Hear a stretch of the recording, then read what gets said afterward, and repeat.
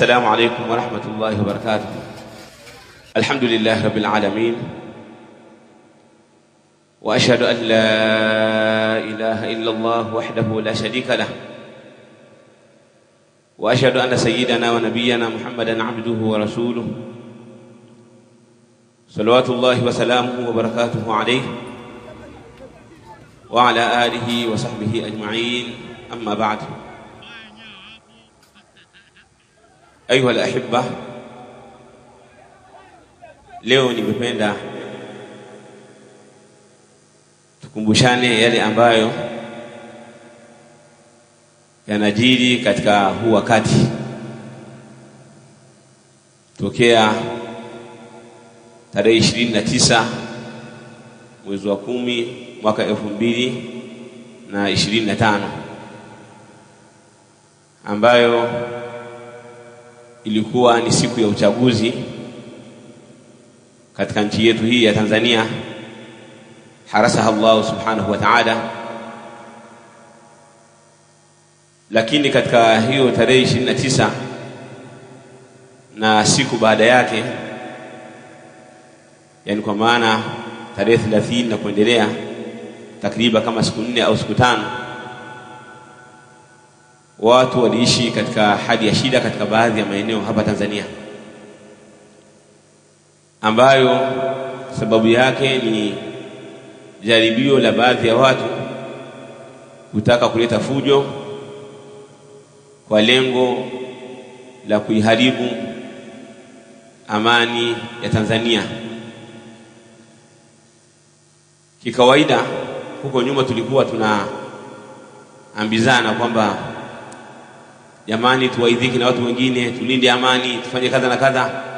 Haya na maneno tulikuwa tunaambizana kabla ya kuweza kuyaona yale ambayo yalitokea tarehe 29 mwezi wa 10 mwaka 2025.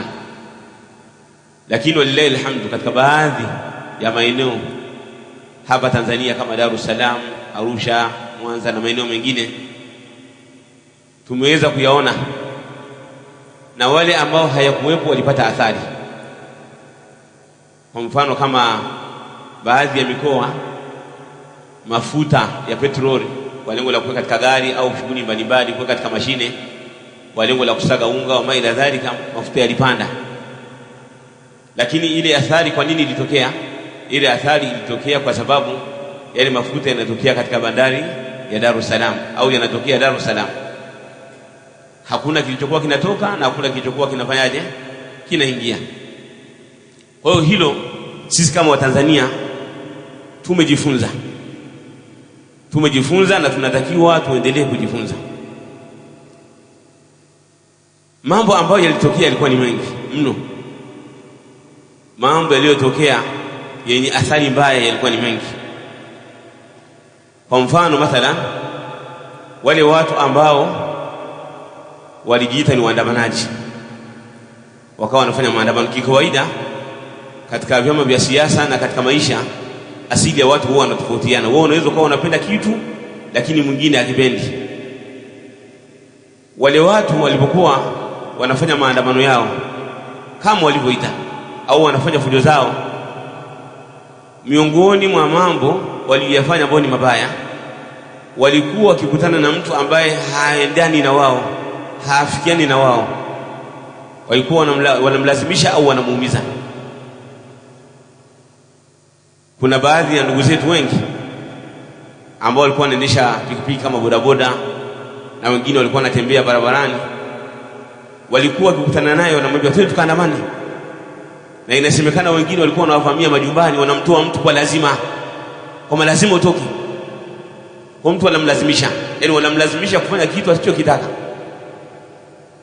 Kama mtu atakuwa haja wakubalia, wanamuumiza, ima wanampiga, au wengine wanaweza wakafanya mpaka ikapelekea kumwondolea maisha yake. Kwa wapo watu ambao walipigwa na watu wa sampuli kama hiyo, waliumizwa kwa sababu tu wameambiwa kwamba twende mkafanye kama sisi, wanakataa. Mpaka baadhi ya sehemu wale watu wakipita wanajificha, wakishafika kwa jirani wakamlazimisha kutoka, mtu anajificha, wao wanapiga sema sisi tumekuja kuwasaidia, wao wanakataa, ili kuonyesha kwamba ima ni watu ambao waliokuwa wengi walitoka si wa Tanzania, walitoka nje ya Tanzania, kuwalazimisha watu na kuwaumiza wanapokuwa wamekataa na kugoma. Lakini wale watu ambao walipiga kura katika vile vyama vya siasa, kuna vyama vya siasa ambao viliona kwamba wenyewe havitoingia katika kupiga kura, si ndivyo? Kuna vyama vya siasa ambao viligoma kwamba sisi hatuingii katika uchaguzi, kikatiba havilazimishwi, na kuna vyama ambao vimeingia katika uchaguzi. Kwa hata katika wananchi kuna wale ambao watasema tunapiga kura na wengine watasema kwamba hatupigi kura. Sasa wale ambao walipiga kura, hao waandamanaji hao wakikutana na wewe wanakukata kidole. Hii imetokea katika baadhi ya maeneo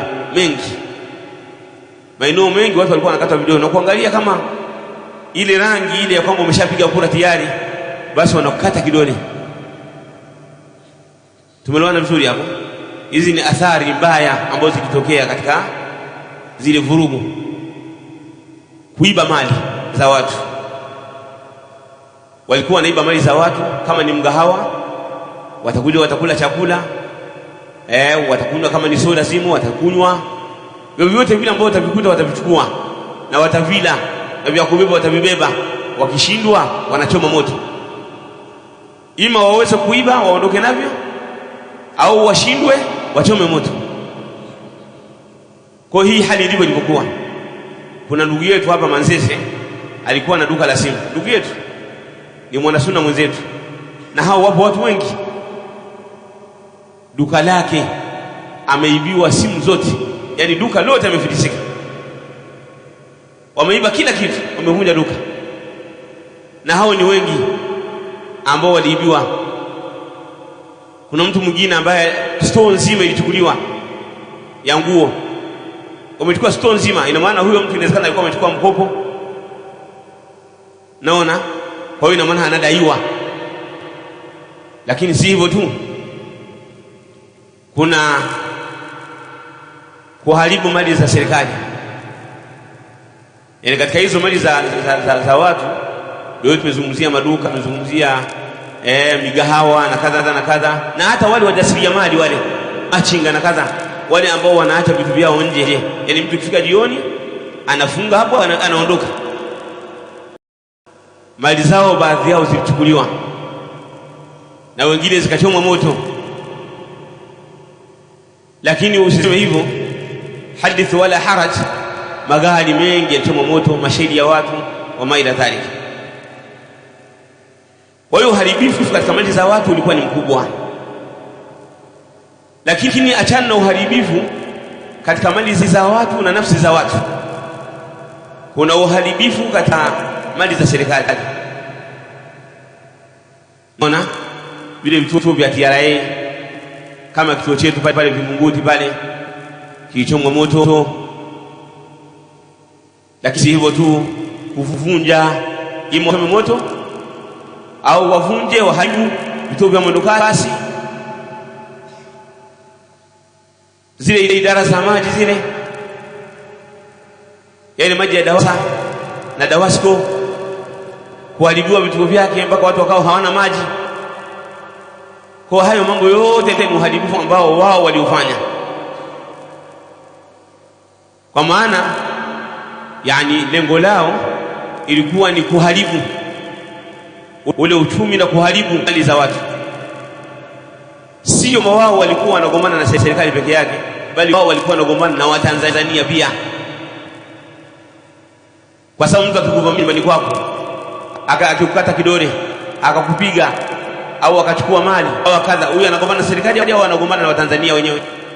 Walikuwa wanagombana na serikali, lakini pia walikuwa wanagombana na Watanzania, na walikuwa wanawaibia Watanzania, na walikuwa wanarudisha nyuma Watanzania, kwa sababu hii miundombinu yote ambayo imetengenezwa na serikali ambao wao wanaiharibu ni miundombinu ambayo inatokana na pesa ambazo ni kodi za Watanzania. Lakini yote hayo yote waliyofanya, mambo yote ambayo waliyafanya, Allah subhanahu wa ta'ala ni mkubwa. Allahu akbar. Allah subhanahu wa ta'ala ni mkubwa, yeye mwenyewe Allah akataka kwamba Tanzania isalimike. Tunamwomba Allah subhanahu wa ta'ala ailinde Tanzania. Tunamwomba Allah subhanahu wa ta'ala aihifadhi Tanzania. Tunamwomba Allah subhanahu wa ta'ala awahifadhi wa Tanzania na aidumishe amani ya Tanzania. Allah subhanahu wa ta'ala akaleta utulivu na akawapa nguvu vyombo vya kulinda amani na usalama wa Tanzania, vyombo ambavyo vinawalinda wa Tanzania na mali zao. Wakatumia njia ambayo inaendana kuweza kuwazuia watu ambao walikuwa wanawavamia wa Tanzania na kuwakata vidole na kuchukua mali zao na kuchoma mali zao na kuwaumiza. Wakawa wametumia njia stahiki, kwa sababu watu hao kwa namna walivyokuwa wamejiandaa, hata yale mabomu ya machozi yasingeweza kuwatuliza, kwa sababu inaonekana kwamba walikuwa wamejiandaa na walikuwa na nguvu kubwa. Watu hao walikuwa na nguvu kubwa, watu ambao wanakuja wanawavamia watu, mpaka imefika kipindi katika baadhi ya maeneo wale wahuni, yani kila maeneo kunakuwa na wale wahuni. Wale vijana wahuni wanajiuliza kwamba mbona hawa watu wanaovamia kwenye mtaa hatuwajui? Yani wale wahuni wenyewe hiyo siku ya tarehe 29 wao wenyewe walikuwa ndani, ina maana hawakushiriki katika hayo mambo. Sasa wale wahuni wanajiuliza, kuna baadhi ya maeneo mbalimbali, hata hapa Vingunguti, hata maeneo mbalimbali, wanajiuliza kwamba hawa watu hawa wametokea wapi? Mbona sisi wahuni hakuna hata muhuni mmoja katika hao? Kila maeneo watu walikuwa wanajiuliza maneno kama hayo. Yani wanatazama kwamba wale wanaofanya vitendo hivyo pale wanapofanyia hakuna muhuni wa eneo hilo wala eneo jirani, kwa sababu unakuta kwa mfano wale wahuni mathalan, wale vijana ambao wanaitwa wahuni wa Vingunguti kwa mfano, utakuta wanajuana wahuni wa Tabata, wanajuana wahuni wa Buguruni, wanajuana wahuni wa Temeke, Buza, Gongo la Mboto, wote wanakuwa wanafahamiana, wanajuana. Lakini wale wakipita pale wakitazama wanaona hizi sura, mbona tusijui hizi, hawa wahuni wametoka wapi hawa? Hilo ni swala ambalo watu walikuwa wanajiuliza kwamba wametoka wapi. Kwa hiyo kama alivyosema rais wetu Mama Samia hafidhaha Allah tabaraka wa taala, kwamba nguvu iliyotumika ilikuwa ni nguvu sawa. Hadha huwa sahihi, kwa sababu wale jamaa walikuwa na nguvu. Watu ambao wana nguvu ya kuvamia, watu ambao wana nguvu ya kukata vidole, watu ambao wana nguvu ya kuchoma moto, hao la shaka wana nguvu. Alisa kadhalikum? Naam, hao watu walikuwa na nguvu kubwa sana. Lakini Allah subhanahu wa ta'ala na vile vile akawa ameliwezesha jeshi la kulinda amani na usalama wa Tanzania, wakawa hiyo hali wameituliza, walillahi alhamd. Tunamwomba Allah subhanahu wa ta'ala aifadhi Tanzania.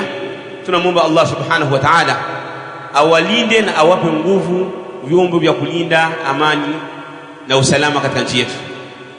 Kwa kweli, kama ambavyo huwa tunasema mara kwa mara kwamba hawa maaskari wanajeshi wote hawa ambao wako chini ya bendera ya kulinda amani na usalama wa nchi yetu, wallahi wanafanya kazi kubwa, wallahi wa billahi wanafanya kazi kubwa. Ni watu ambao tunatakiwa tuwape moyo. Sisi tukiwa katika kivuli tunapepewa na feni au katika vioyozi, wao wako katika jua kali. Lengo lao ni kutulinda sisi. Wakati tumelala wao wanakesha, lengo lao ni kutulinda sisi. Sisi tuko mjini, wao wako maporini. Sisi tuko kwenye kivuli, wao wako katika jua kali. Sisi tuko tumepumzika, wao wanafikiria namna ya kutulinda. Tuko tunauza na kununua, wao wakati huo wanapanga wanatafuta namna ya kutulinda sisi na mali zetu hizo ambazo tunauza na kuzinunua. Tunapokuwa katika baridi tumejifunika, wao wako nje wanapigwa na baridi, wanateseka na baridi. Tunapokuwa tumetulia, tumekaa, wao wanatembea na magari yao, au wanatembea kwa miguu yao, au wao wanatembea kwa magari yao katika doria mbalimbali, ima za kutembea na mguu au kwa magari au pikipiki. Lengo wanatulinda sisi na mali zetu. Ni watu ambao wanahitaji wapewe kila chenye thamani, kila chenye ghali wanatakiwa wapewe wao,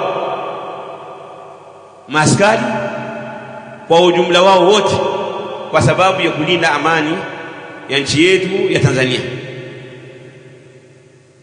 Kwa hiyo hii ni dua ambayo anatakiwa iombe kila Mtanzania, kuwaombea wao, kwa sababu wanafanya kazi kubwa, wanafanya kazi kubwa katika nchi hii. Kwa hiyo kitu ambacho najiuliza sana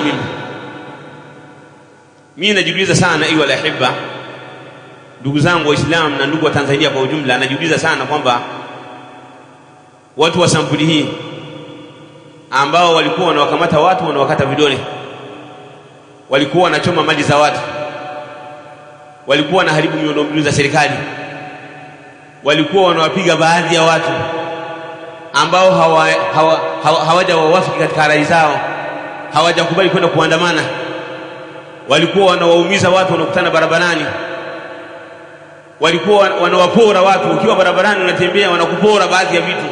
Wapo baadhi ya ndugu zetu waliporwa mali na watu kama hao, na ndio maana wale watu ukiwaona lazima ima ukimbie, lakini kama watakutana na wewe ima ufe au wakujeruhi au wakuue. Ndivyo hali ilivyokuwa kwa wao. Lau kama jeshi la polisi, jeshi la kulinda amani na usalama wa nchi hii, kuwalinda Watanzania na mali zao, lau kama wasingefanya kama walivyofanya, lau kama wasingefanya kama walivyofanya, hivi Tanzania ingekuwaje? Hii Dar es Salaam ingekuwaje? Lau kama wale jamaa wangeingia Kariakoo, maana Kariakoo ndio kuna machinga wengi, na machinga wa Kariakoo mali zao hazikai ndani, zile meza zao zile, mtu kama anauza nguo, kama anauza viatu, kama anauza kadha, ikifika jioni wanafunga na kamba, wanaacha hapo hapo, kesho wanakuja wanavikuta viko salama. Lau kama wale jamaa wangefika kule, vile vitu vingesalimika. Ni mitaa mingapi ambayo ina machinga Kariakoo? Lau kama wale jamaa kwa mfano wangeingia Kariakoo, wasingeuzuiliwa, ingekuwaje? Wallahi hili linatupa kwamba lazima kila Muislamu bil khusus na kila Mtanzania bil umum kuwapongeza na kuwaombea dua maaskari. Wallahi wa billahi wanafanya kazi kubwa, wallahi wa billahi walifanya kazi kubwa tarehe 29 ya kupongezwa, na wanafanya kazi kubwa. Kwa hiyo lazima tuwaombee dua. Lakini pia ndugu zangu Waislamu, ndugu wa Tanzania kwa ujumla, katika mambo ambao tunatakiwa tujifunze, huko nyuma tulikuwa tunazungumzia kwamba jamani, tuwaidhike na nchi mbalimbali. Tunahitaji Rwanda kilichowaharibu ilikuwa ni mambo ya ukabila. Tunahitaji nchi mbalimbali, tunataja maeneo mbalimbali kwamba walikuwa na amani wakaivunja wao wenyewe, na sababu kubwa ilikuwa ni wanaharakati, na wanaharakati wenyewe pia walikuwa nje na wengine walikuwa ndani. Haya tumeyazungumza sana kwamba tuwaidhike na watu wengine ambao waliharibu amani yao. Lakini ile tarehe 29 tulipata mauidha kwamba amani kwanza na zile haki ambazo tunazidai baadaye. Nitawapa mfano Libya. Yani nikisema kwamba sisi wa Tanzania walilahi alhamdu, yani tunaishi vizuri, inawezekana watu wengi wakapinga, lakini sisi Tanzania tunaishi vizuri. Kuna nchi nyingi za jirani kama Kenya. Kwa mfano Kenya ni nchi ambayo kiuchumi inatuzidi sisi Tanzania, lakini sisi wa Tanzania kuishi maisha mazuri tunaizidi wa Kenya. Sisi wa Tanzania tuna maisha mazuri kuliko wa Kenya. Wa Kenya wanatamani wawe wa Tanzania, yani wanatamani leo kama wangekuwa wanaishi Tanzania, kwa sababu wanakuta kwamba nchi yao kiuchumi iko juu kuliko Tanzania, lakini maskini ni wengi na maisha ni magumu mno. Sisi maisha yetu ni mazuri Tanzania. Sisi shekhe, tuna maisha mazuri kuliko nchi nyingi hapa Afrika, na tuna maisha mazuri kuliko nchi nyingi ambazo, yani kuna watu ambao wanaishi katika nchi nyingi ambazo zimeendelea, tena wengine inawezekana wanaishi hata Ulaya. Inawezekana sisi wa Tanzania baadhi yetu tunaishi maisha mazuri kuliko wao. Kwanza, jambo la kwanza, sisi wa Tanzania tunapendana, hatubaguani. Sisi wa Tanzania tunapendana. Nchi nyingi watu hawapendani. Sisi wa Tanzania tunasalimiana tukikutana. Mtu humjui wala hakujui, lakini ukifika hapo unamsalimia, za sasa hivi, za asubuhi, za jioni, na wengine wanasalimiana kwa lugha vyao, mtu bila kumjua, hata bila kumjua kwamba huyu yuko katika dini yako au hayupo katika dini yako. Sisi wa Tanzania tunapendana. Sisi wa Tanzania hatuulizani kuhusiana na makabila. Sisi wa Tanzania huwa tunaulizana kuhusiana na nini? Kuhusiana na Utanzania. Na hata tukiulizana kwamba wewe unatokea wapi, unatokea mkoa gani, sisi wa Tanzania tunaulizana tu kwa lengo la kujuana tu basi. Kwa hiyo sisi wa Tanzania tunaishi katika ile hali ambayo ni nzuri. Kwa hiyo tusivurugane na wala tusichukiane. Sisi wa Tanzania tuijenge Tanzania yetu bila kubaguana. Kwa hiyo la kutobaguana sisi wa Tanzania tunalo, pale ambapo nchi nyingi za Afrika na sehemu nyingine utakuta wanatuchukia wa Tanzania kwa sababu sisi wa Tanzania tunapendana na tunaheshimiana. Kwa hili swali la kupendana na kuheshimiana, kusalimiana na kusaidiana wama ila dhalika, hili jambo lazima wa Tanzania tuendelee nalo, na huu ndio mtaji mkubwa ambao unazalisha amani yetu ya Tanzania. Lakini pia katika mambo ambayo sisi tuko nao wa Tanzania, yani pamoja na yale ambayo tumeyataja, kwamba hata kama tuna matatizo, sisi wa Tanzania tunaamini sana katika mazungumzo. Tunaamini sana katika kuzungumza na kumaliza mambo kuliko kushikiana silaha na kupigana. Huu ni utamaduni ambao tumeurithi tangu zamani. Ni utamaduni ambao tumeurithi tangu zamani, kwamba sisi mambo yetu tukizozana kama ndugu wa Tanzania tunakaa chini tunayamaliza. Yaani kama vile ndugu ambao wamezaliwa na mama mmoja na baba mmoja, toka nitoke, kwamba mtazozana lakini baadaye mnasuluhishana, mnamaliza. Tunaamini katika hilo, jambo ambalo halipatikani katika maeneo mengine. Utakuta watu wakizozana wanauana na kuumizana. Sisi hii tamaduni ya kuumizana wa Tanzania hatuna. Tuna tamaduni ya kukaa tukazungumza, tukasemana sisi kwa sisi, sio kuvurugana, kuvunja amani tuliyokuwa nayo.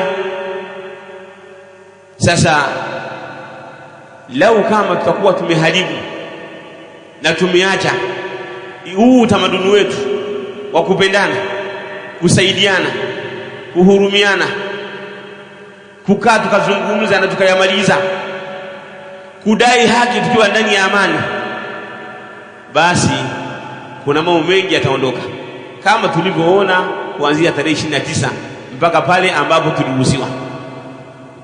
Tarehe 29 biashara ilisimama katika maeneo mengi, maeneo makubwa, yale masoko makubwa, biashara ilisimama, biashara haikuendelea. Kwa hiyo haki ya biashara tulikosa. Yale maeneo ambayo waliweza kufanya biashara, ambayo ni maeneo ya mitaani, bei zilipanda, hiyo haki tulikosa. Haki ya kununua vitu kwa bei rahisi tulikosa, kwa sababu amani ilitaka kuchafuliwa. Shule, wanafunzi wote walishindwa kwenda shule, walikosa haki ya shule kwa sababu ya amani. Kupanda bei bidhaa, Lakini si hivyo tu, kushindwa kusaidiana. Kuna ndugu zetu ambao waliwapigia ndugu zao wengine kwamba jamani, chakula kimeisha, watoto njaa, tusaidiane huko, na wale wakawajibu cha kuwasaidia tunacho, lakini namna ya kuwasaidia, kwa sababu amani ikitoweka, namna ya kupeleka msaada kwa ndugu yako ni ngumu. Kwa hilo haki walikosa, haki ya kusaidiana ilikosekana. Hii ndiyo hali amani ikitoweka. Amani ikitoweka hamwezi kusaidiana, lakini ukiwa katika amani unaweza kumsaidia mtu yoyote. Mtu yoyote unaweza kumsaidia. Tarehe 29, tarehe 30 wa mabada dhalika, na zile siku baada yake, tuliona kwamba tulishindwa kusaidiana. Ndugu yako yuko Temeke, wewe unaishi Ubungo au unaishi Ilala, unashindwa kwenda kumsaidia. Kwa nini unashindwa kwenda kumsaidia? Utapita wapi? Utapita wapi kwenda kumsaidia ndugu yako? Kwa hiyo haki iliondoka. Haki ni tunda inalozalikana baada ya kuwepo amani. Yani amani mkishaipanda ikapatikana na ikaota vizuri, ndio inazaa matunda ya haki. Kwa hiyo haki ikawa imeondoka. Biashara, haki ya shule, haki ya kusaidiana, kupanda bei vitu, zote hizo zilikosekana. Kusafiri, ilishindikana kusafiri kuelekea maeneo mengine. Kusafirisha, jambo hilo lilishindikana. Lakini pia kuna haki kubwa ambayo anahitajia kila Mtanzania. Nayo ni haki gani ndugu zangu? Haki kubwa. Mani yadhkuruhu, nani anahitaji hiyo haki kubwa? Kuna haki kubwa ambayo inazidi kula na kunywa. Nayo ni haki gani? Ahsantum. Haki ya ibada. Haki ya ibada shekhi ilikosekana. Baadhi ya swala tulishindwa kuziswalia masjidi. Salatul jamaa. Salatul jamaa, baadhi ya ibada kama salatul maghribi na salatul isha na salatul fajr tulishindwa kuziswalia msikitini kwa sababu ya amani. Amani ni jambo ambalo linazalisha vitu vingi vipatikane.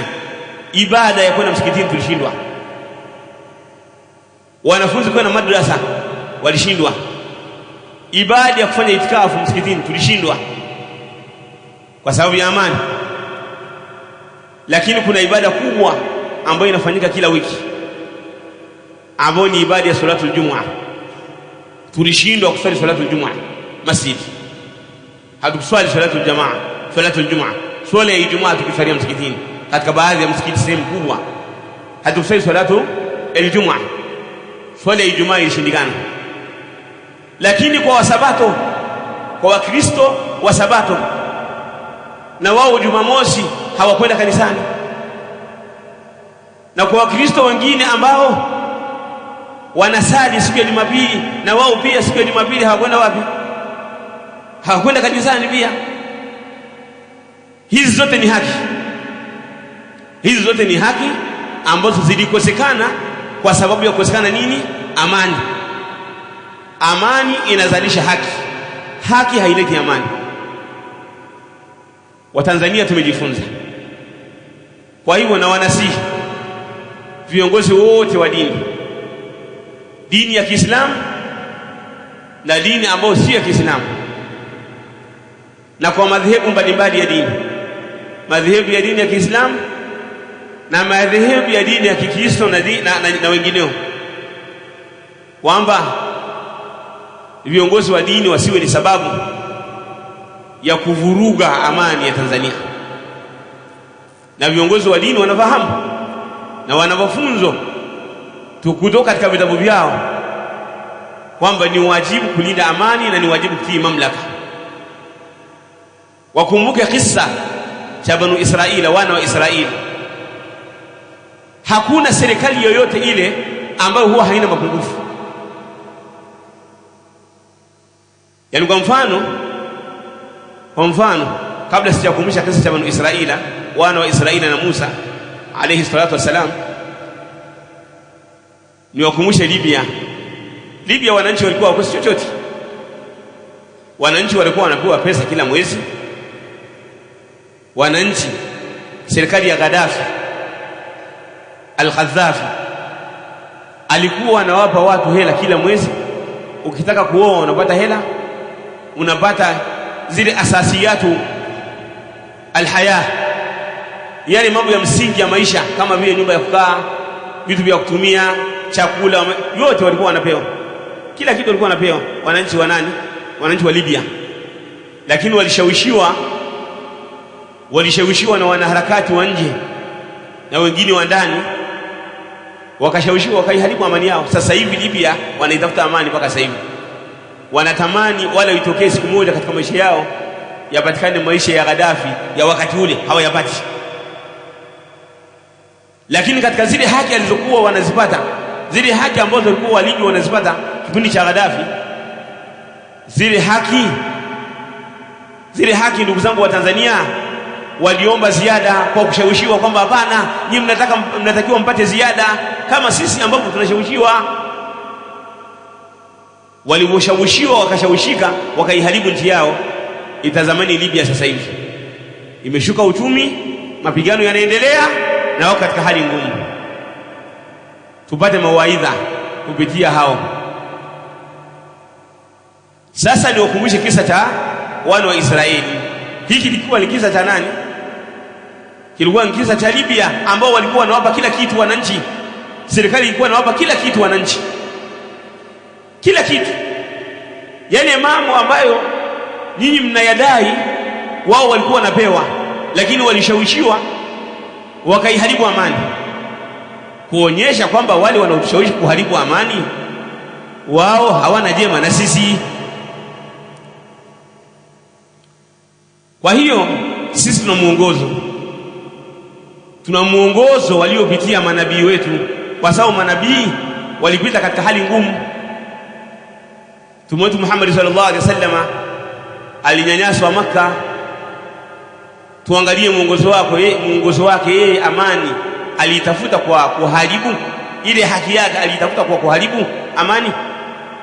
Mtume hakuharibu amani alayhi salatu wasalam. Tumwangalie Musa alayhi salatu wasalam, wana wa Israeli, kwa sababu ndugu wa Tanzania, nyie mnadai kwamba watu wanatekwa, watu sio kadha na kadha. Sasa wana wa Israeli walikuwa wanachinjwa, wao walikuwa wanachinjwa, walikuwa wananyanyaswa, walikuwa wanapigwa. Wao wakamuuliza Musa, tunafanyaje? Musa akawaambia, tufanye subira. Hakika mkiona matatizo yanatokea, faraja iko karibu. Baadaye ilienda mpaka Allah subhanahu wa ta'ala, mola wetu Allah subhanahu wa ta'ala, Mwenyezi Mungu aliwaokoa wana wa Israeli na Musa na akamwangamiza Firauna. Tumeelewana vizuri hapo? Lakini wao hakuna jambo lolote ambalo lilitokea. Kwa nini? Kwa sababu wao wangefanya lolote, hata ule usalama ambao ulikuwa umebakia na wao pia ungeondoka. Ni wapi kisa ambacho kilitokea zama za Mtume sallallahu alaihi wasallam? Masahaba wa Mtume baada ya kuwa wanapigwa na washirikina wa Makka, walikuwa wananyanyaswa na kuuawa na kupigwa, wakaenda kwa Mtume wakasema, ya Rasulullah, sisi kabla ya kuwa Waislamu tulikuwa tupigwi, lakini baada ya kuwa Waislamu tukawa tunapigwa, tunanyanyaswa, tunafanywa kadha na kadha. Sasa na wao wakawa wanaomba idhini kwamba na sisi tunaomba hawa wanaotupiga hao ambao walikuwa ni viongozi wa Makka, na sisi tu tunawavamia, tufanye fujo hapa, kinuke katika mji wa Makka. Mtume akamwambia hapana, akawakataza, kwa sababu hali ingekuwa ni nini? Ni ngumu. Hata huo usalama huo ambao walikuwa wanautafuta usingepatikana. Mtume akawapa khiari ya moja mambo mawili: ima mvumilie, msubiri, kuna faraja itakuja kutoka kwa Allah, au ambaye hawezi ahame aelekee Habasha. Kwa hiyo wale ambao waliona wameshindwa walihamu wakaelekea Habasha, na wale ambao waliweza kuvumilia, walikaa Maka wakavumilia. Sasa sisi bado huku katika nchi yetu hatujafika. Hata kama kuna kero, hizo kero bado hazijafika kama kero walizozipata wana wa Israeli. Hazijafika hizo kero kama kero ambazo Waislamu Maka walizipata kutoka kwa washirikina wa Maka. Bado hazijafikia. Bado kuna baadhi ya nchi ambazo za jirani ambazo zina amani, kero wanazozipata wananchi wao sisi Tanzania hatujazipata bado. Na ndio maana wananchi wao wakiingia Tanzania wanashusha ile pumzi. Mtu anajiona kama vile alikuwa anaishi katika ile hali ya vita. Akifika Tanzania kama vile mtu alikuwa ametoka kwenye jua na kwenye moto, sasa amefika kwenye maji baridi au kwenye sehemu ambayo ni kivuli. Kwa bado sisi ndugu zangu wa Tanzania, kwamba tusivunje amani kwa mikono yetu, tuendelee kuilinda amani yetu. Amani lazima ilindwe. Haya maneno yote ambayo tunayatamka na kuyasema na mikusanyiko yote ambayo tunafanya ni kwa sababu tuna amani. Muda mchache nimeenda Kariakoo, nimezunguka, kila mmoja, huyu ananunua, huyu anauza, huyu anaokota makopo, huyu anaokota maboksi, huyu si anafanya kadha na kadha, huyu amekaa kwenye nani anakunywa kahawa. Hayo yote ni kwa sababu ya amani. Amani kama hakuna, hayo yote hakuna. Mimi niwahusie Watanzania wote na niwahusie viongozi wote wa dini ya Kiislamu na dini ambazo sio dini ya Kiislamu, wote niwahusie kwamba ni lazima tutii mamlaka, ni lazima wote tuwaamrishe waumini wetu juu ya kuilinda amani, zile haki zote ambazo tunazidai. Viongozi wengi wa dini ambao wana uwezo kufika kwenye serikali wazifikishe serikalini, na ili siweze kutatuliwa katika ile hali ambayo ni nzuri na ni salama, ili tuweze kuilinda amani ya Tanzania yetu na tuweze kuyaweka mambo sawa. Tumuombe Allah subhanahu wa ta'ala aidumishe amani ya Tanzania. Allahumma aminna fi awtanina wa aslih a'immatana wa ulata umurina waj'al wilayatana fi man ittaqaka wattaba' ridak ya akramal akramin ya hayy ya qayyum birahmatika nastaghith ya hayy ya qayyum birahmatika nastaghith ya hayy ya qayyum birahmatika nastaghith aslih lana sha'nana kullaha ولا تكلنا إلى أنفسنا طرفة عين وصلى الله وسلم وبارك على سيدنا محمد وعلى آله وصحبه أجمعين والحمد لله رب العالمين. Pata faida mbalimbali kutoka Markaz Imam Al-Muzani na nje ya Markaz Imam Al-Muzani kupitia chaneli yako pendwa ya Al-Muzani Online TV.